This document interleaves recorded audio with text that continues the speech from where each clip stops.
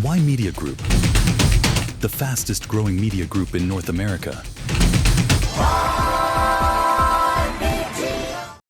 Hello and welcome back to Why Media Newsroom. I'm Ramona Singh, and a major media controversy is unfolding at CBS News after longtime 60 Minutes correspondent Scott Pelley accused CBS's news editor-in-chief Barry Wise of trying to alter a report about a fatal shooting of Minnesota protester Renee Good, if you recall.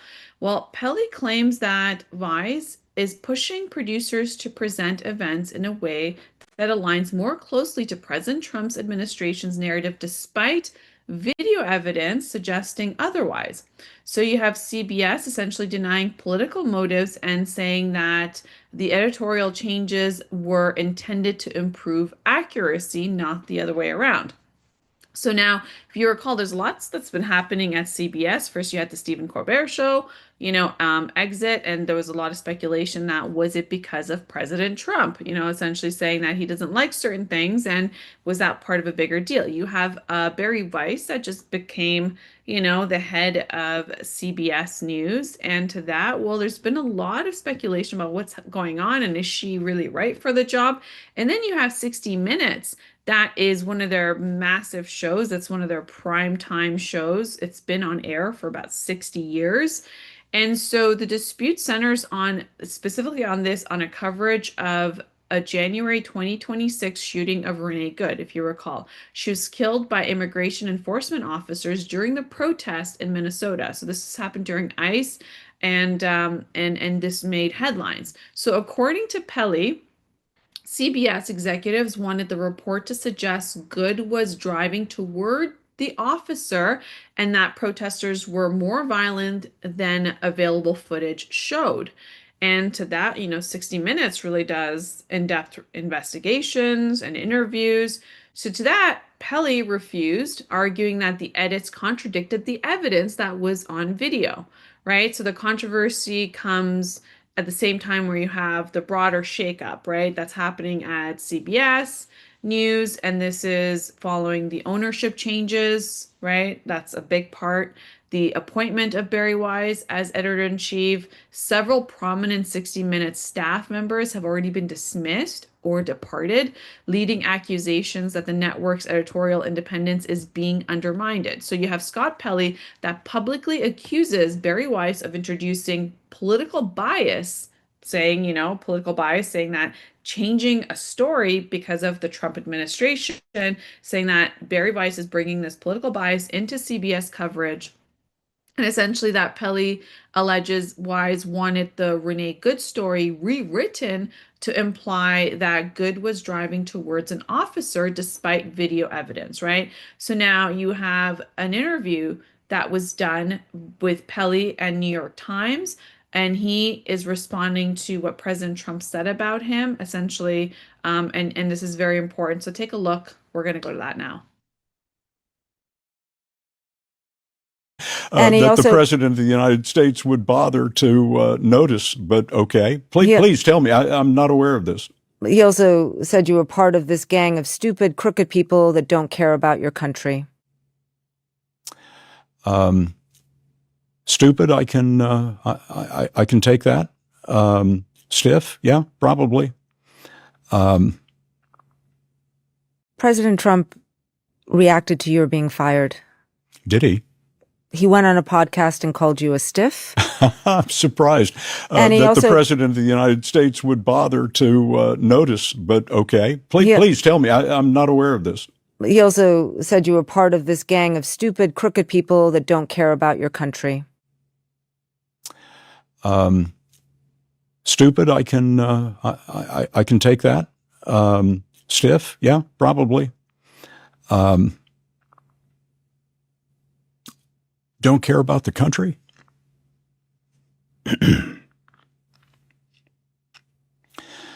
I've never worn the uniform,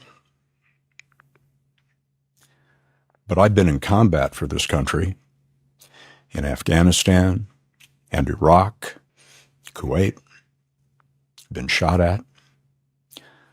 spent nights in foxholes filling up with water in the desert. I'm not aware that the President of the United States has ever done any of those things for his country. Please correct me if I'm wrong. You become a journalist because you love the First Amendment. You become a journalist because you love the country. And while all the other descriptions that the president used about me might be applicable, not that one.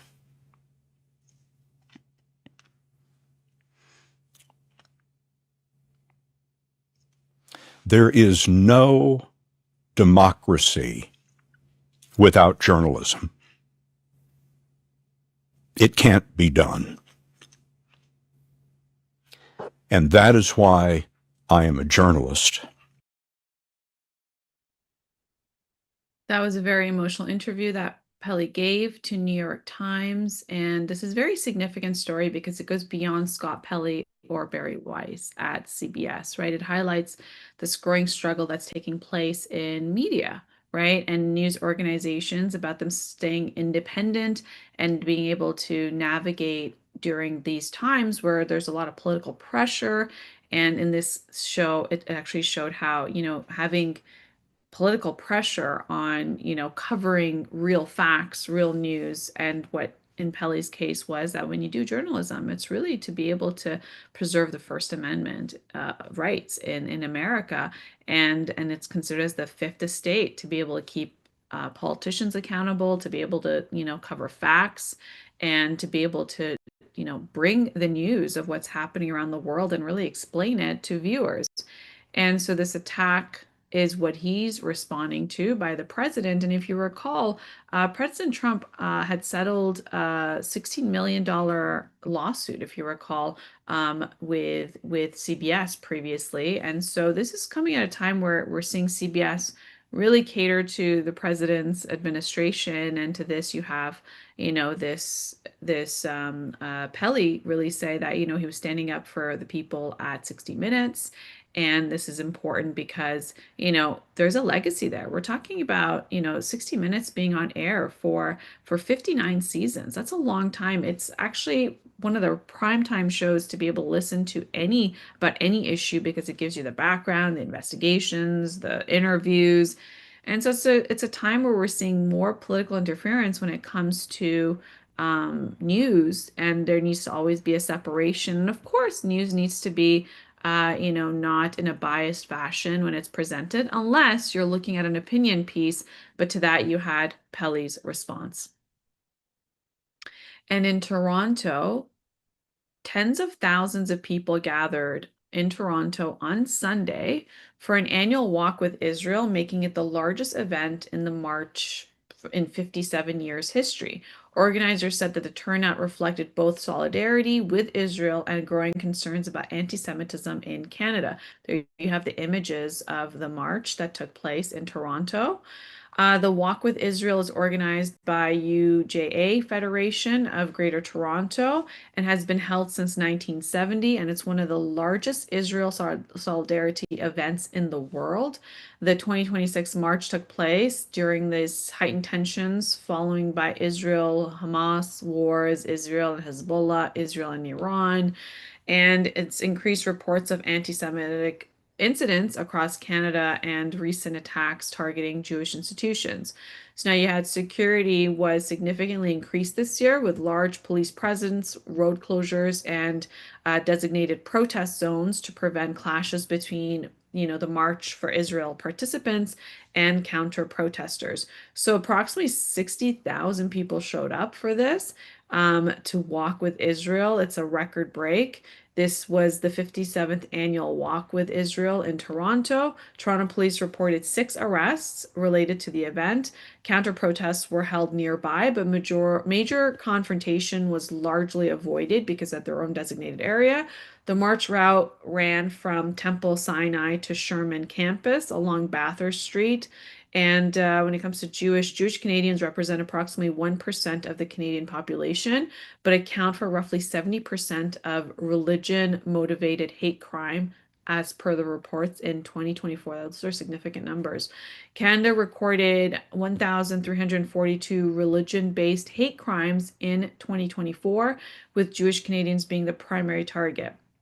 Now, the event highlighted one of Canada's most sensitive and polarizing issues as of late because of the rise in anti-Semitism, along with the broader tensions surrounding the Middle East conflict when it comes to Palestine, when it comes to Iran, when it comes to Syria, and all those different locations when it comes to Lebanon as well as of recently.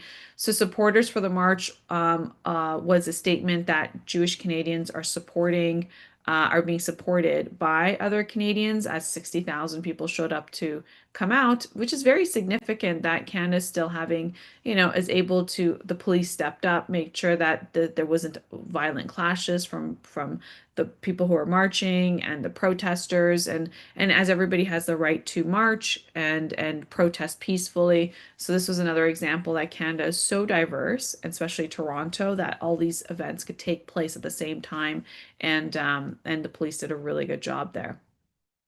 Now, there's a mayoral primary that we're all watching. Essentially, all of the US was watching, and this has to do with the Los Angeles mayoral primary that took place last week. And it looked like a time where the two top spots for the elections that are to be held in at the end by fall were essentially going to be Spencer Pratt, which everybody knows from reality TV from The Hills, that was on air about 20 years ago, and the incumbent mayor, Karen Bass.